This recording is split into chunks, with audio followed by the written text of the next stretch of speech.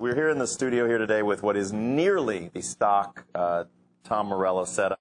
This is the Marshall JCM 800 2205 50-watt head with channel switching and with the name blocked out so that no endorsements are given or asked for. This is not my cabinet. Normally I have a 4x12 PV cabinet that I use that sounds like my sound. This is the cabinet they had here at the offices of Guitar World, which we're using today, which is going to sound pretty close, but it's not exactly what I use. As far as the pedals go, there's a ancient early 80s Crybaby wah-wah pedal there. I believe it's missing one little hoof. The original Digitech whammy pedal, indispensable to making pterodactyl noises. The Boss digital delay pedal there. The DoD equalizer pedal, which is only used when I wish to go to 11. It's just flat across, as you can see, and then this goes up a little bit. It also has the sweat guard on it there. When I'm playing a rocking show in a hot venue, the pedals would sometimes short out, and you can't have that, so that's my tech, put a sweat guard on that for personal hygiene as well. And then the MXR Phase 90, which I really don't use for anything, but it sits there, and it's a beautiful orange pedal at the end of the line there. As far as guitars go, we've got two here today, but this is the Soul Power guitar, which has been my primary guitar for all of the Audioslave songs and concerts for songs that are tuned in regular 440.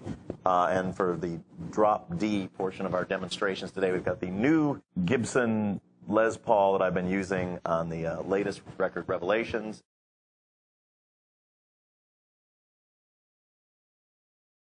When it comes to sort of creating new sound, I never really kind of go into the process going, and now I will create a new sound. It's just in messing around on the guitar, it's sort of different. It's concentrating on the happy accidents and the eccentricities that just sort of occur, and rather than letting that go by as a glitch or as sort of a one-off, I'll practice something. So if I were, I don't know, just set the delay sort of at a random setting and then step on it, would sort of see what that sounds like.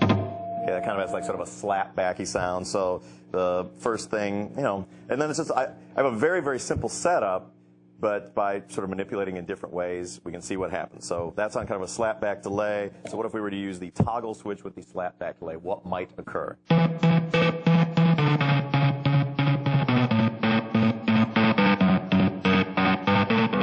That's sort of an interesting whatever. Then we might see what happens if we click on a little wah with that.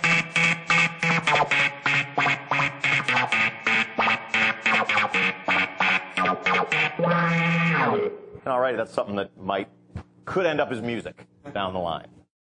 When I started using the toggle switch as a picking technique, it was on a guitar that had two volume knobs. One of them turned to 10, the other turned to 0, and by flicking between the two pickups, that caused the on-off switch. This guitar was not designed with two volume knobs or a toggle switch, so I had this one put on. But it can work on any guitar that has two pickups and a volume knob for each pickup. So this one is customized, but you do not need a customized guitar in order to do the toggle switching.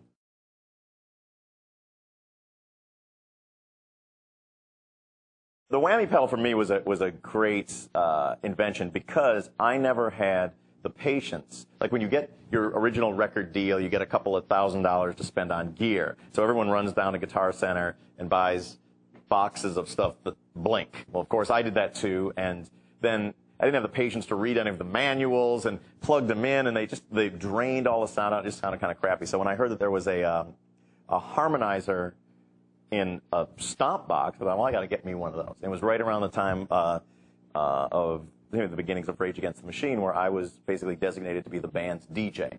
And I found with some very simple manipulations of a very simple pedal that all of a sudden the guitar, for me, was finding a lot of very new sonic possibilities. The most sort of obvious one, which was and one thing I've also had, always had the sort of the credo with my pedals, subtlety isn't so high on my list of things to go. It's like I used to go, when you first go into a guitar store and you try a delay pedal, you turn all the knobs up and it sounds crazy and it's beautiful and awesome. Then later on, you're playing in a band, so you got to ratchet everything back for a little analog sustain.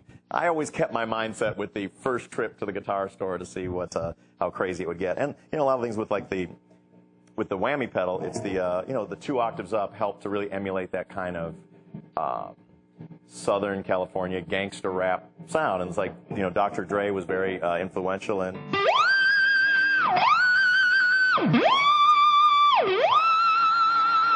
There's like 4 notes like that with a hip-hop groove underneath it, all of a sudden, you know, changed the way that I looked at music. And I started studying very much more DJs rather than guitar players and trying to emulate those sounds.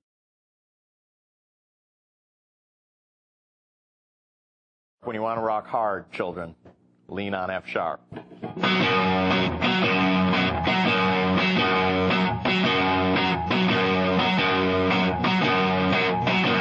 Just octaves on F sharp that just bounce the field. And then a little riff that goes.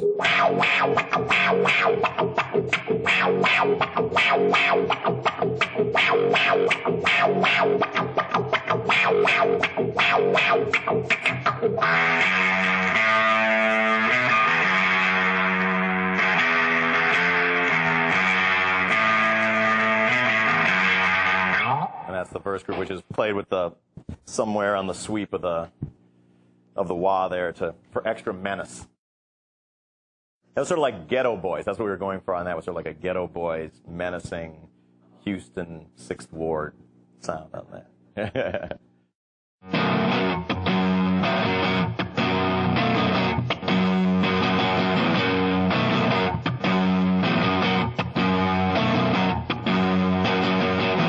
It leans on the octaves a lot, but then adds in the sort of the dissonant notes.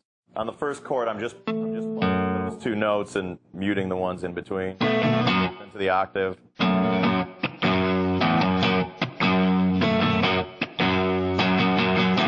The A string's never played in that.